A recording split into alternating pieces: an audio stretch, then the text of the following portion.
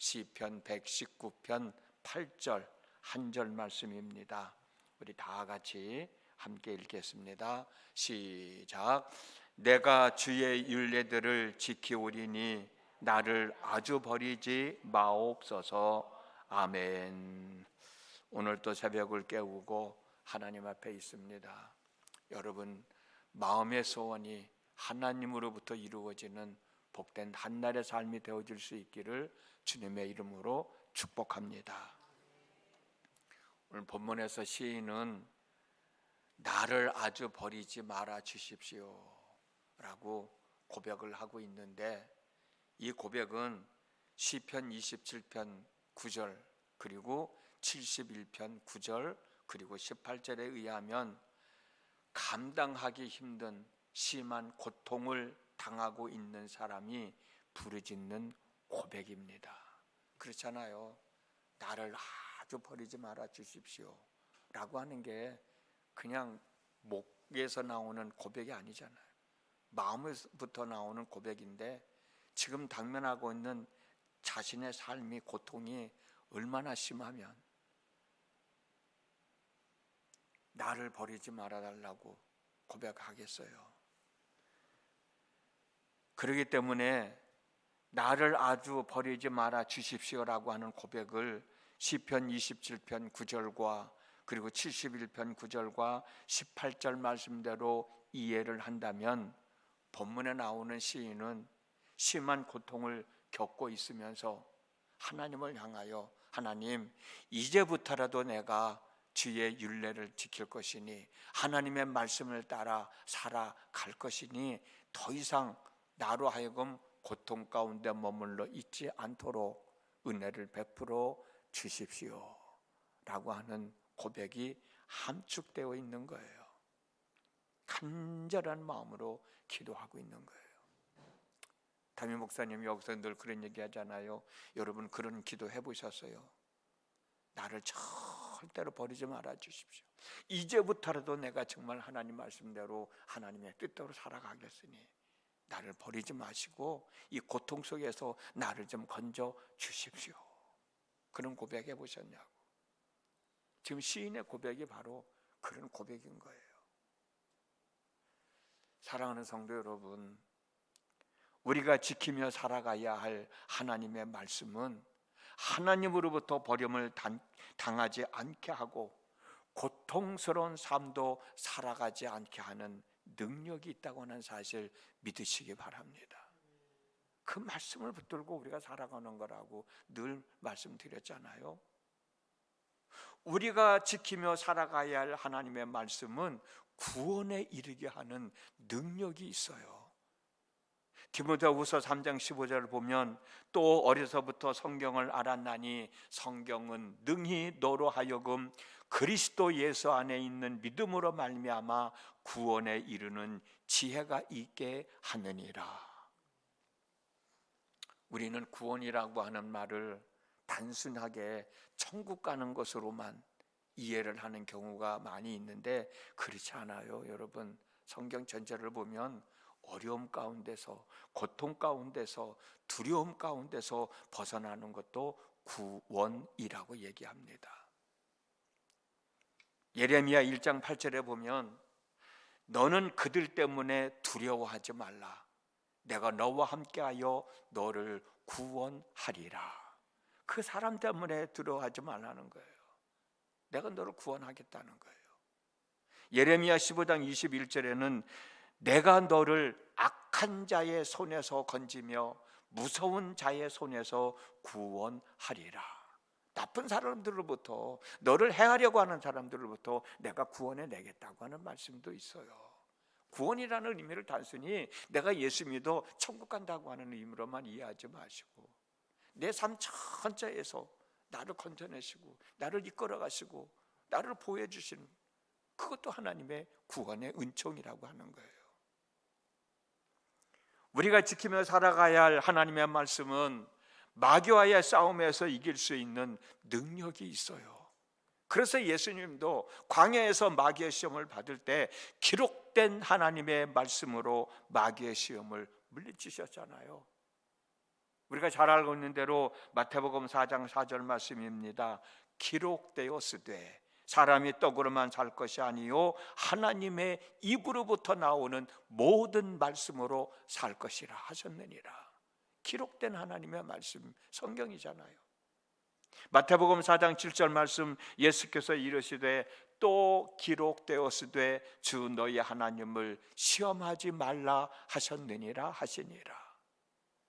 마태복음 4장 10절에 이에 예수께서 말씀하시되 사탄아 물러가라 기록되었으되 주 너희 하나님께 경배하고 다만 그를 섬기라 하였느니라. 기록된 하나님의 말씀이요. 하나님의 말씀으로 우리는 마귀의 시험을 당당하게 물리치우면서 살아가게 되는 거예요. 그 능력이 하나님의 말씀이에요. 우리가 지키며 살아가야 할 하나님의 말씀은 영원합니다. 이 땅의 모든 것들은 일시적이고 순간적이지만 하나님의 말씀은 영원해요. 신명기 5장 3절 말씀에 주께서 이 언약이 뭐예요? 하나님의 말씀이잖아요. 이 언약을 우리 조상과 세우신 것이 아니요 오늘 여기 살아있는 우리 모두와 세우신 것이다. 오늘 여기 있는 우리와 세우신 것이라는 거예요.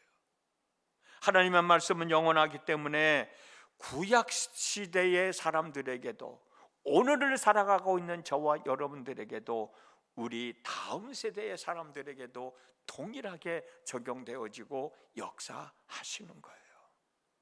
말씀을 읽는 그 순간이 바로 나에게 주시는 말씀인 거예요. 우리가 지키며 살아가야 할 하나님의 말씀은 잠자는 자들의 영혼을 일깨워 주는 능력도 있습니다.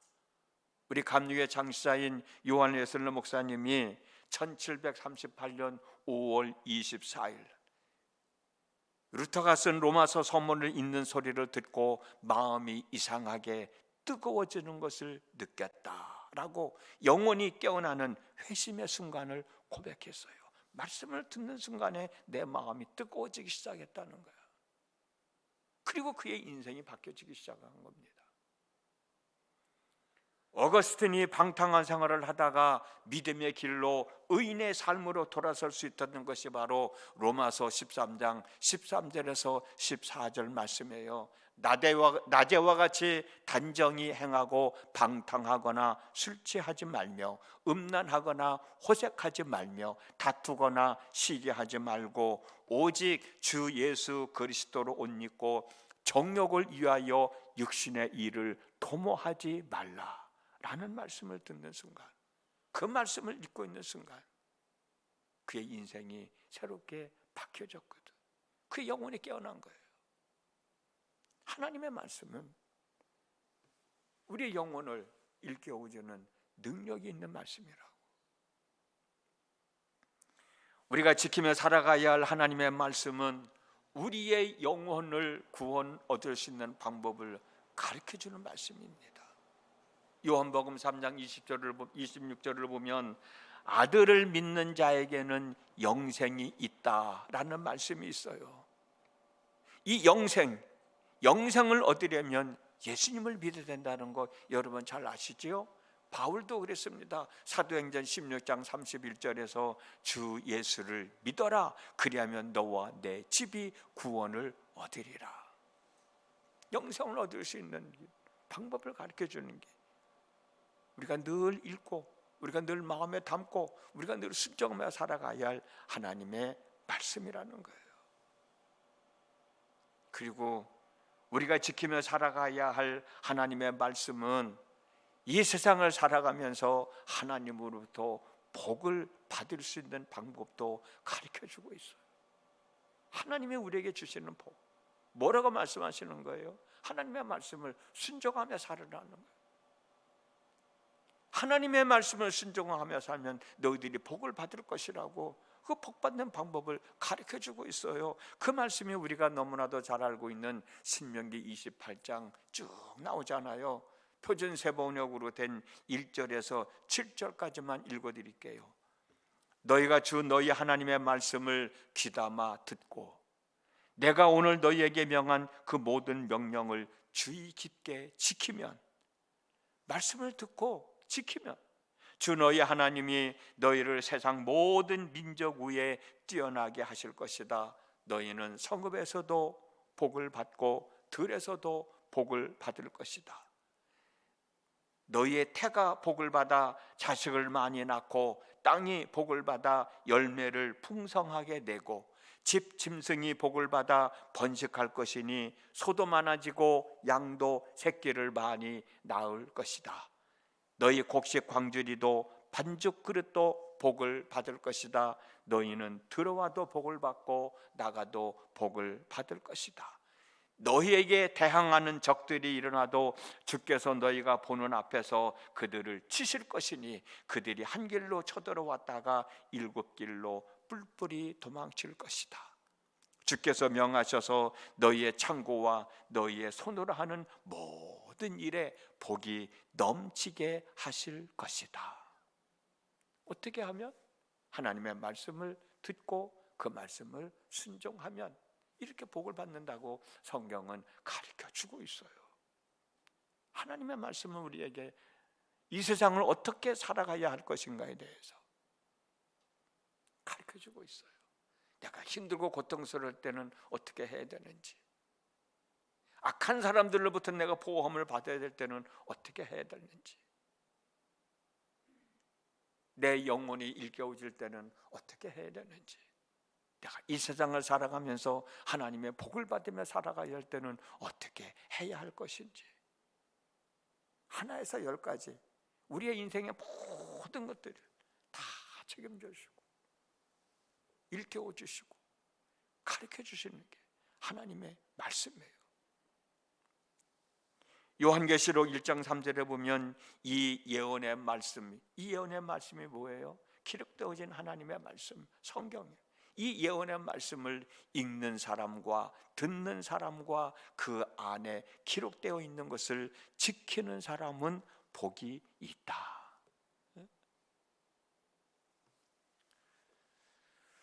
우리가 늘 하나님의 말씀을 읽잖아요. 그리고 하나님의 말씀을 듣잖아요.